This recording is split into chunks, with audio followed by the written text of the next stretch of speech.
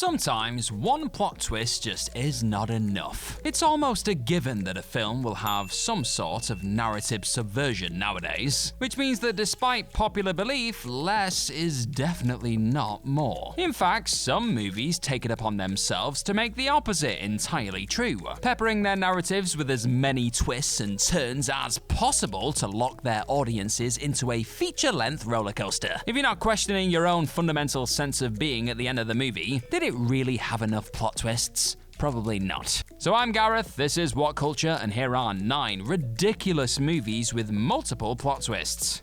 Number 9, Saw 2. Now, truthfully, any of the Saw movies could neatly slot into this list without much question about it, since they're built on the premise of being twisted from the ground up when it comes to subject matter and plot alike.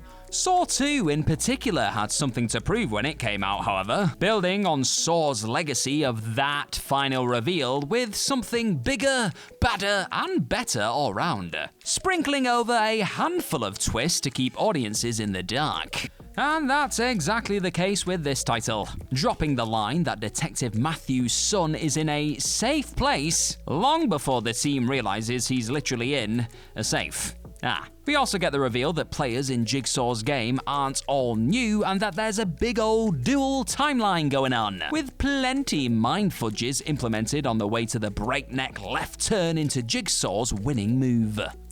Now, Saw 2 might not be remembered as the best in the franchise, but it's definitely up there for its devilishly winding narrative, that's for sure. Number 8, Gone Girl. If there's any other movie that will turn you off marriage quicker than the Dunn's broken relationship, well, it remains to be made, as this pair have some seriously effed up problems that they work through in David Fincher's breakdown of 2 rather toxic people. What starts out as a movie of Nick Dunn murdering his wife Amy in cold blood soon unfurls into a much different story, one that plants Amy firmly as the mastermind of an incredible crime scene, and instantly doubt is cast over both stories as to what and who we can really believe. It's the good stuff right there. Gone Girl posits that there are 2 sides to every story, but not that either of those sides are inherently trustworthy or even true from their own subjective standpoint. Nick says he isn't a cheater before a girl that's definitely not his wife comes in for a surreptitious sex session, and Amy, of course, claims to be dead whilst very much alive.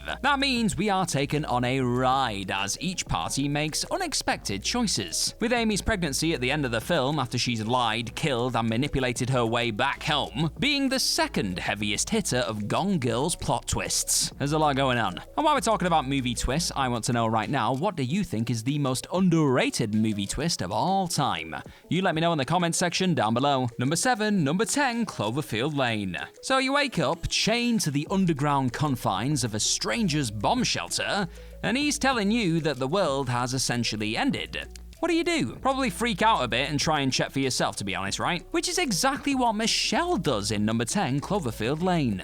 Coming to consciousness in a concrete room after getting into a car crash, her only contact with the outside world is the man holding her hostage, Howard, and another man who managed to make it into his hideaway too, Emmett. To make matters worse, it's Howard's truck Michelle recognizes as running her off the road, but Howard isn't exactly forthcoming with the truth. Throughout the runtime, we're never really sure if we can believe Howard's weird and just plain creepy behavior, with Howard definitely having something to hide and a world that's supposedly full of deadly gas which Michelle sees the effects of firsthand. She's stuck between a rock and a hard place as to which fate is worse. That is, if either of them are what they seem at all. Number 6, Snatch.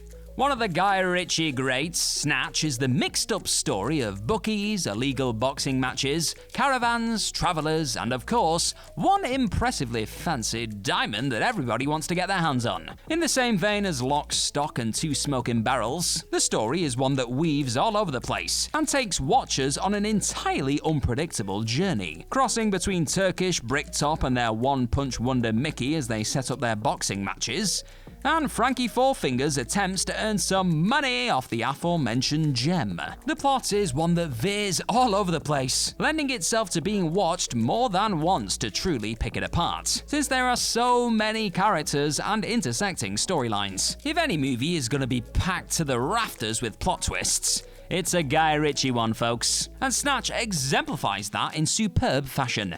If you've not already, get it watched and thank me later. Number 5, Swordfish. Deep in the dank, dark days of John Travolta, there lies Swordfish, a movie about a collection of spies, hackers, and official agents all intertwined in a bid to secure money from government bank accounts, blackmailing an elite computer hacker named Stanley that only the early 2000s could create. Travolta's Gabriel wants a couple of $1 billion in his pocket to fund his covert anti-terrorist group, and will stop at nothing to get it. Cue a couple of hours of absolutely senseless plot twists as allegiances shift, body doubles are planted, and loyalties are tested and broken, with it never really being clear who belongs to what organization and why throughout the runtime. The film is self-aware of quite how explosive the plot gets too, with Dog Day Afternoon openly referenced as the movie draws attention to the art of misdirection. Number 4, Shutter Island. Pulling the old switcheroo in the closing moments, Shutter Island manages to shoehorn in more than one plot twist in the best of ways, laying down the groundwork for one expectation,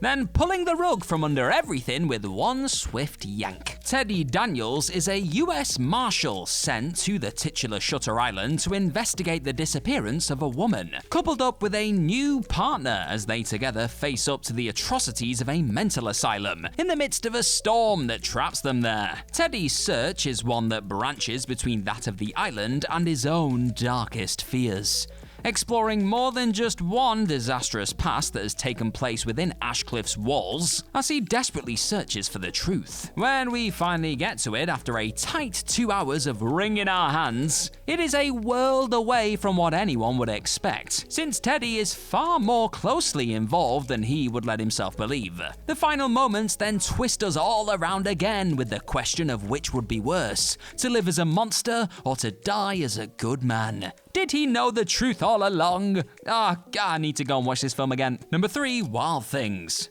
Content warning, sexual assault will be mentioned in this entry. Now, whilst most remember it for being absolutely packed to the brim with scandalous sex scenes, Wild Things also has plenty of plot going on around the edges. Perhaps too much plot, some might say, since every new scene seems to introduce another way the movie has been pulling the wool over our eyes for the 10 minutes prior. Essentially, students Kelly and Susie are pit in a court case against high school guidance counselor Sam, who they accuse of raping them. It then comes to light that they are lying due to personal grievances with Sam, and he then gets a settlement for millions of dollars from Kelly's wealthy family.